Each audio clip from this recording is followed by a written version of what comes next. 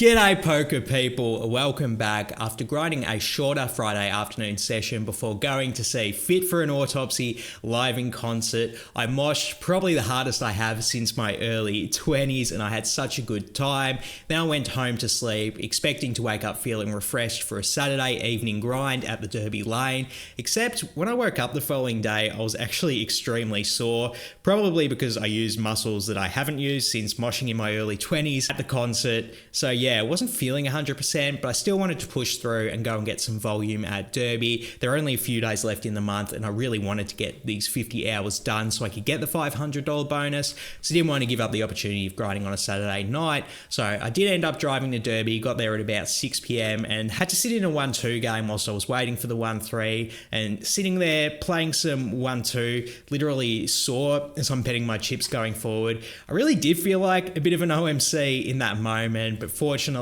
after a few minutes, I do get called to the 1-3 game where I play these following interesting hands.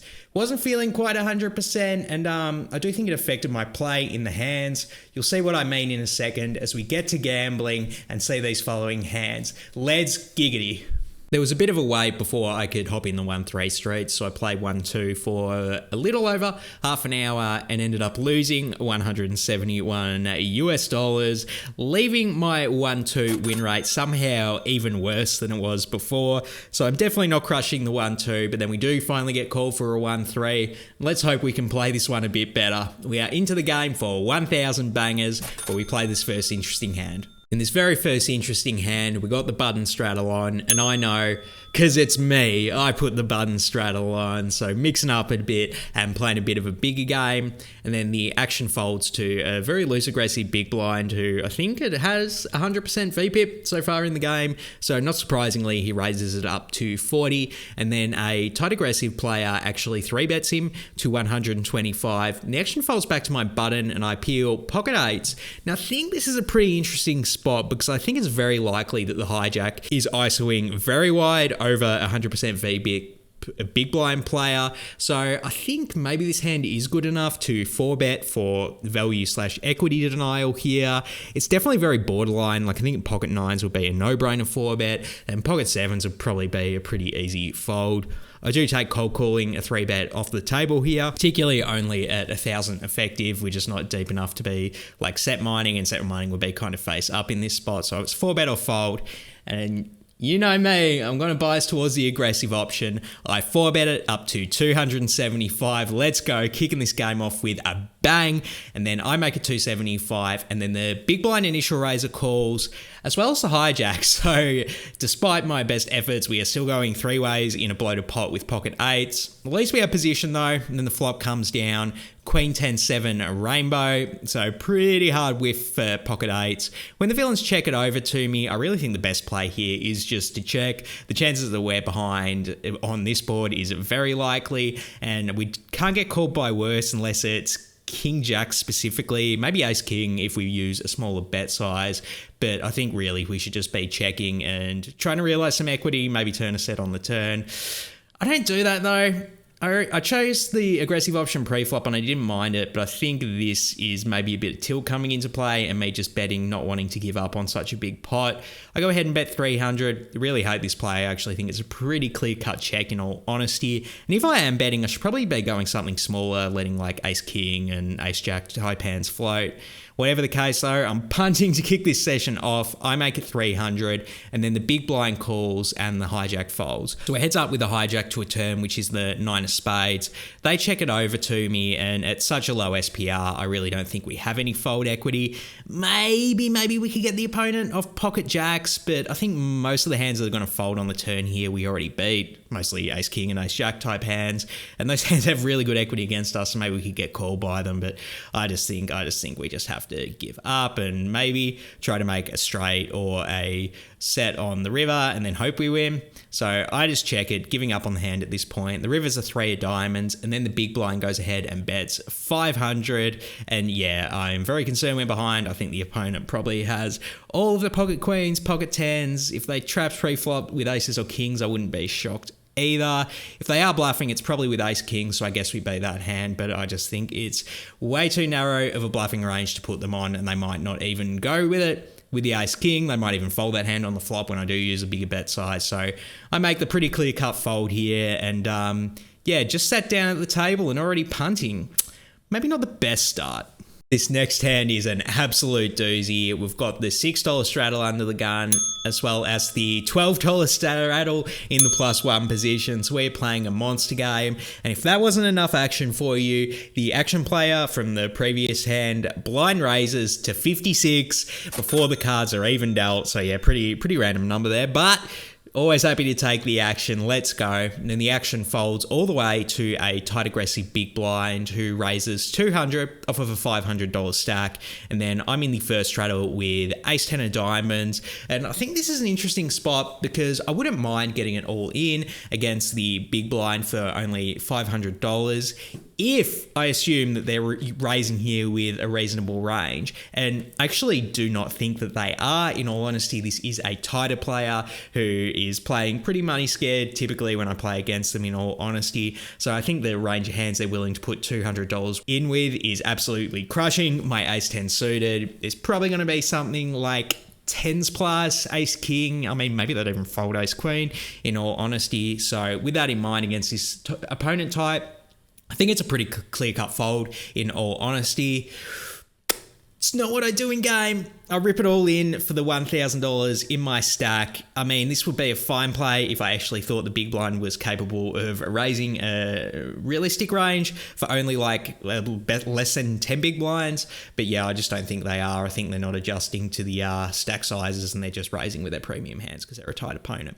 Whatever the case, the action folds back around to the big blind who is in the tank, and they say out loud, I don't know how I can fold this. And then they actually table ace king offsuit, and I just face palm right away because I'm 100% getting nit rolled. There is no shot he's folding ace king. I actually say out loud to him, you can't fold that. Like, I know you're not going to fold. Like, just hurry up and call because you're wasting everyone's time. And then he thinks for maybe like another 10 seconds or so and eventually does call. Maybe I should have taken that opportunity to try and talk him out of calling, but I mean, it just seems like an absolute wild fold to make there with ace king, particularly considering the price they're getting and how much money they've already invested. But whatever the case, we are heads up to a run out. We are absolutely smashed. You can't fault that. I know. If it was fine, you would have Yeah. I mean, I'd rather you act quickly. It's not a hard decision. What do you have? Ace king. You're well ahead, mate. Just run the flop. It's no good. No, you're well ahead. Okay. The whole way, bro. Eight. And when the flop comes king high, we don't have anything on this board. The opponent does end up scooping us. And yeah, this is the second punt of the session so far. Really not liking how I'm playing so far. Just overly aggressive and taking way too thin of spots. And yeah, this is not a hot start to the day, in all honesty. So yeah, very flat start to the session. Really need to try and change things in this next hand. Fortunately, we've got a straddle on the button this hand, so that's definitely not going to hurt with our chances. And then there's one limp before I peel pocket tens in the cutoff. I go ahead and ISO raise at 230, and then I only get called by a tight aggressive button straddle. So not quite ideal being out of position, but we'll take some action when we got a premium like pocket tens, especially when the flop comes jack 10-6 with 2 diamonds. We hit the set. You love to see it.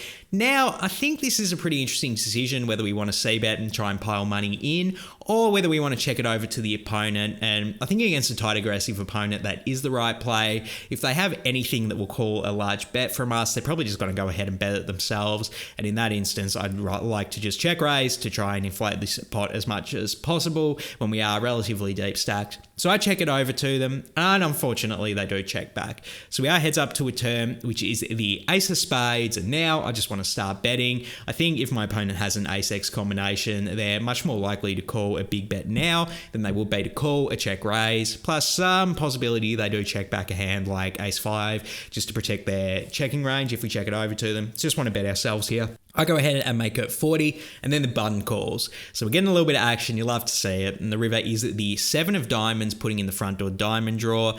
Definitely want to continue betting, but we can't go too large or anything. I think if a tighter opponent does have an ace-x hand here, they're probably not going to call an absolute bomb when the front door flush does get in. So I decide to size it down to 75. Maybe could go a little bit bigger, like 90 or something, but definitely can't bomb it because I think a tighter opponent is liable to fold when the front door flush gets in. So I go ahead and make it 75, and then the button thinks for a little bit before calling. So let's go. That's definitely good news. I show my pocket tens and the opponent marks. So little bit of redemption on this one. Definitely preferred how I played this hand and looking to keep this style of play up going forward. So we've got a little bit of momentum rolling after that pass hand now. Let's try and keep it going into this next hand. There's an open from a tight aggressive player under the gun to 15. They get called by another tight aggressive button. Now I'm in the big blind with 10-8 of clubs, and I think this is a pretty trivial fold. Calling a 5x open, had a position to 2 players. I don't really want to do that with any hand, and maybe it's a good spot. Just play 3-bet or fold. Apparently, me playing well only lasted for 1 hand this session because I do throw in the call. Really don't like this play. I think both 3-betting and folding are way better options, and probably should just be folding, honestly, against the tight players under the gun open. Whatever the case, though, we are 3 ways to a flop of ace-7-7 rainbow with no clubs. I check it over to the under the gun player who c-bets for 15. The button folds, and the action's back on me, and I decide to float here. Probably a little bit too loose without the backdoor flush draw, but I do think we're going to have more 7x combinations in our range than the under the gun player was. So I'm really just floating, hoping to bluff them off on later streets. We'll see how we go. Whatever the case, we are heads up to a turn, which is the 4 of hearts, putting out backdoor hearts. I check it over to the villain, who checks back really quickly. Now I'm really loving this spot because I think it's very likely the best hand the villain has here is like a weaker ace-x, maybe ace-10 or something, but the check back, it's going to be a lot of pocket pairs, pocket 8s through pocket kings, some king queens type stuff, and when she checks a turn, it just gives me the absolute green light to try and bluff them off that range. It's really going to look like we have a 7 if we overbet the river. So when the river is the 6 of hearts, I decide to go for it, mixing in the overbet, trying to fold them off of their pocket pairs and ace-x hands at best. So I decide to absolutely bomb it. I go ahead and make it 175, and then the villain snap calls. Well, shit, that's not good. And typically whenever I get called and I'm bluffing, I just show my hand straight away. But I'm on tilt this session, and I really don't want to show a bluff that's this ridiculously out of line with such a wide float on the flop. So I just tell her, you're good, and because I don't want to show my cards. Unfortunately, she was kind enough to show her hand straight away, and it was Jack 10 of hearts. So a little bit unlucky to run into top of the range on the river there. And that's poker. It's going to happen sometimes. You just do run into the runner flush when you are bluffing. But I think the more concerning thing here is, like, I just didn't show my hand because I was on tilt. Like, it wasn't a strategy thing. I was just on tilt, and I'm just feeling tilted. I just haven't been playing well this session, except for the pocket 10s hand, and really need to turn things around before it gets even worse. Next hand, the straddle's back on. Let's go. If we're going to redeem ourselves, playing a bigger game will definitely help. And the action folds to a passive small blind, and then I'm in the big blind and I peel pocket kings, baby. Let's go. Absolutely sexy hand. I go ahead and ISO raise it to 30, and then the small blind calls. So it heads up to a flop of 9-7-7 with 2 hearts. This small blind actually leads out into me for 40. Now, pretty interesting what the lead here could mean. I mean, I guess it's possible the opponent has a 7x and they're worried about me checking back some type of ace-high hand, but I think it's a bit more likely that they do have a flush draw or a straight draw on this board, maybe like pocket 10s or a 9x betting out for protection. So absolutely no way I'm folding here. I do decide to just call. I think maybe I'm missing a good opportunity to raise for a bit of thin value here, but as long as I'm not folding, I think this straight is fine so far. So I do throw in the call, and we're heads up to a turn, which is the Jack of clubs. A little bit of a concern because now 10-8 does get in there. And when the opponent keeps betting for 100, yeah, it is a little bit concerning when one of the straight draws gets in. I still do lose 27x, but having said that, still can't be folding yet. The front door hearts are still out there. I do think if my opponent had pocket 10s, maybe they would continue betting with the flush draw out there, although that's a little bit less likely. I'm really just calling, hoping that they are semi-bluffing, and I'm not folding. So I do throw in the call here with my kings, and then the river is the ace of diamonds. Not the best river in the world, because I think a lot of my opponents' semi-bluffs on the flop are going to be ace x of hearts, which also gets there now against me. And when the opponent goes ahead and bets 150, I actually think it's very likely that they do have an ace here, just off of their bet sizing. They've gone from betting 3/4 of the pot-ish to now betting like a little bit less than half pot. It just seems like something they do if they hit their ace on the river. So I give them credit for that. I do think if they had a bluff like king queen of hearts, for example, they probably would go a little bit bigger, trying to fold me off of my overpairs that are gonna, be scared by the ace x. I just think their value betting range is pretty wide here. Still possible they have a 7, still possible they have 10-8, and also we are playing a live 1-3 game. People's frequency of triple barrel bluffing is going to be a bit lower than it might be if I was playing against a solver or something like that. So ultimately, I do decide to make a pretty disciplined laydown with my pocket kings on the bad run out here. And I will say, I do like this play, and I think I am starting to turn things around here and play a little bit better. But if you think I should have called, let me know in the comments below. So let's get into this next hand. I've got a feeling it's going to be a bit of a controversial one. So I'm ready for the trolls to come and needle me in the comments. Let me have it. I might deserve it for this next hand, but let me justify my play before we get into it. So we are playing a $15 double board, no limit hold'em bomb pot. Let's go. Love these bloody things, particularly when I have the button, which I do in this hand with 6-4 offsuit. Not the best hand to have on the button, but always having position in these things is going to be fun. Whatever the case, we are off to 2 different flops. The first one is Queen 6-6 rainbow, so let's go. We flop trips on it. The second one is Jack 10 deuce rainbow, so we have almost nothing on that board. I guess like a backdoor straight draw, but yeah, that ain't much. So whatever the case, the action starts off on a loose aggressive small blind player who leads out for 75, and then they get called by 3 different people before the action's on my button, and now we have a pretty gross spot. I've only got 700 in my stack because, as we've already covered in this vlog, I am on tilt, and I didn't really want to top up to the maximum and just like maximize damages if I did spew off, which is probably indicative of I should have just left the session. Whatever the case though, I think my options are either going all in for the 700, calling and playing the pot in position, or just folding. And I actually think the most prudent option here probably is just to fold.